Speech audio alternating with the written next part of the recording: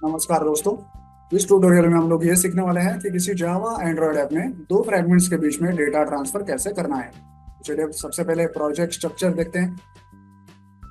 जावा files में हमारे पास है एक मेन एक्टिविटी और दो फ्रेगमेंट्स, फ्रेगमेंट वन और फ्रेगमेंट टू। और लेआउट फोल्डर में है इन तीनों क्लासेस के UI files, activity underscore main dot XML, fragment underscore one dot XML और fragment underscore two dot XML. सबसे पहले यूआई देखेंगे, activity underscore main dot XML. यहाँ पे सिंपली हमारे पास एक एम्प्टी कंटेनर है, बाकी कुछ नहीं है। इसका कोड देखते हैं। ये देखिए, ये एक एम्प्टी कंस्ट्रेंट लेआउट है। ओके, इसके अंदर कुछ भी नहीं है। इसका आईडी बहुत इंपॉर्टेंट है, कंटेनर। ये हम लोग आगे जावा क्लास में यूज करने वाले हैं। ओके, अब देखते हैं fragment underscore one dot XML. यहाँ पे स्क्रीन के बीचों बीच एक बटन है जिसपे लिखा हुआ है गो टू सेकंड फ्रेगमेंट। इसका कोड देखते हैं। ये है कंस्ट्रेंट लेआउट और ये है वो button go to second fragment. अब देखते हैं fragment underscore two dot XML. यहाँ पे स्क्रीन के बीचों बीच एक टेक्स्ट व्यू है जिसके ऊपर लिखा है सेकंड फ्रेगमेंट। इसका कोड देखते हैं। ये है कंस्ट्रेंट लेआउट और ये है वो text view second fragment. Okay, अब देखते हैं जावा कोड। तो इसमें सबसे पहले हम लोग देखेंगे मेन एक्टिविटी। ये है इंपोर्ट्स, ये है main activity. On create function में सबसे पहले हम लोग इसके यूआई फाइल सेट करते हैं जो कि है activity underscore main dot XML. जैसा आपको पता है, इसके यूआई में कुछ भी नहीं है, सिर्फ एम्प्टी कंटेनर है एक। तो उस कंटेनर में हम लोग सबसे पहले फ्रेगमेंट वन को लोड करते हैं। कैसे करेंगे? इस लोड फर्स्ट फ्रेगमेंट फंक्शन को कॉल करके। ये फंक्शन क्या करता है देखिए। सबसे पहले ये फ्रेगमेंट वन का एक ऑब्जेक्ट क्रिएट करता है, फिर ये फ्रेगमेंट मैनेजर लेता है। Fragment manager dot begin transaction ये फंक्शन कॉल करता है।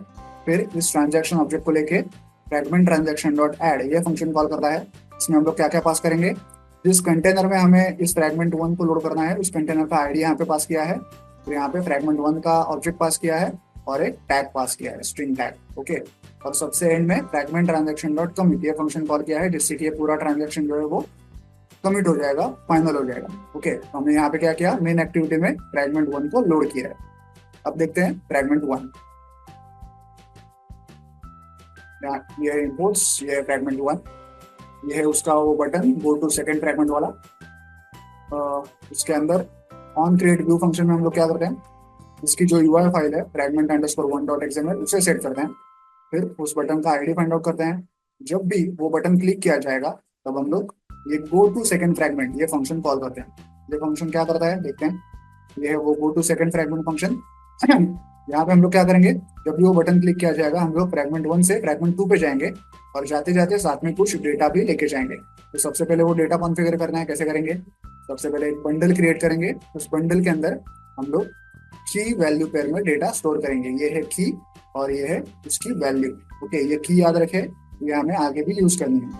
और बंडल में डेटा पुट कैसे करेंगे? पुट स्ट्रिंग फंक्शन का यूज करके। ओके, अगर इंटीजर डेटा होता तो पुट इंट फंक्शन यूज करते हैं, अगर फ्लोट डेटा होता तो पुट फ्लोट फंक्शन यूज करते हैं। ओके, उसके बाद फ्रेगमेंट टू का एक ऑब्जेक्ट बनाते हैं और ये बंडल जो है उसे फ्रेगमेंट टू में हम लोग पुट करते हैं। कैसे करेंगे? Fragment to dot set arguments और ब्रैकेट में हम लोग इस बंडल को पास करते हैं। ओके, इसके बाद फ्रेगमेंट मैनेजर का एक ऑब्जेक्ट क्रिएट करते हैं। Fragment manager dot begin transaction करते हैं। फिर ये ट्रांजेक्शन का ऑब्जेक्ट लेते हैं और फ्रेगमेंट ट्रांजेक्शन डॉट रिप्लेस ये फंक्शन कॉल करते हैं। इसमें हम लोग क्या क्या पास करेंगे? पहले जो वो मेन एक्टिविटी का कंटेनर है उसका आईडी पास करते हैं और फिर फ्रेगमेंट टू का जो ऑब्जेक्ट है उसे पास करते हैं और फिर एक टैग पास करते हैं। अब ये फंक्शन क्या करेगा? कंटेनर में जो फ्रेगमेंट वन था पहले उसे रिप्लेस कर देगा फ्रेगमेंट टू से। मतलब फ्रेगमेंट वन जो है वो डिलीट हो जाएगा, लेकिन हमें चाहिए कि फ्रेगमेंट वन डिलीट ना हो, वो स्टैक में वैसे ही बना रहे। उसके लिए हम लोग fragment transaction dot add back stack ये फंक्शन कॉल करते हैं जिससे कि फ्रेगमेंट का जो स्टैक होता है उसमें फ्रेगमेंट वन भी रहेगा और फ्रेगमेंट टू भी रहेगा। फ्रेगमेंट वन फ्रेगमेंट टू के नीचे बना रहेगा। ओके, उसके बाद सबसे एंड में फ्रेगमेंट ट्रांजेक्शन डॉट कमिट ये फंक्शन हम लोग कॉल करते हैं जिससे कि ये पूरा ट्रांजेक्शन जो है वो कमिट हो जाता है, फाइनल हो जाता है। ओके, अब देखते हैं फ्रेगमेंट टू। ये इंपोर्ट्स, ये है fragment two. On create view function में सबसे पहले हम लोग क्या करते हैं? इस फ्रेगमेंट की जो यूआई फाइल है fragment underscore two dot XML उसे सेट करते हैं। फिर फ्रेगमेंट वन से जो डेटा आया है उसे हम लोग एक्सेस करते हैं। कैसे करेंगे? देखिए, यहाँ पे सबसे पहले हम लोग गेट आर्ग्यूमेंट्स को कॉल करते हैं और चेक करते हैं कि क्या गेट आर्ग्यूमेंट्स नल तो नहीं है। अगर नहीं है तो फिर get arguments dot get string ये फंक्शन कॉल कर रहे हैं, और वहां से हमने जो की पास की थी डेटा में नेम नाम की, उसे यहाँ पे पास करते हैं। तो इस की से एसोसिएटेड जो भी वैल्यू थी आईटी वाला करके, वो हमें इस नेम नाम के वेरिएबल में मिल जाएगी।